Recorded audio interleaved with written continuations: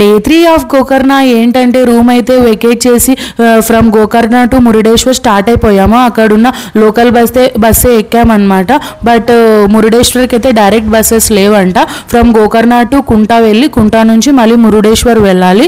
Just 150 లోపే ఇద్దరికి సరిపోయిందనమాట మురుడేశ్వర్కి. Dharmasthali buses అన్నీ మురుడేశ్వర్ పైనుంచే వెళ్తాయి కుంటా నుంచి. అటు నుంచి మనం వచ్చేయచ్చు. జస్ట్ 2-3 అవర్స్ పట్టింది అంతే.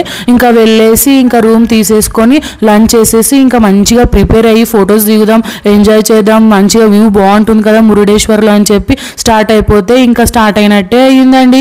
పోలీస్ వాళ్ళు ఫుల్ సెక్యూరిటీ ఉందన్నమాట. ఎటు సైడ్ చూసినా మస్సలు బీచ్లోకి మాత్రం వెళ్ళనివ్వట్లేదు. బికాజ్ హెవీ రెయిన్ఫాల్ ఉందన్నమాట.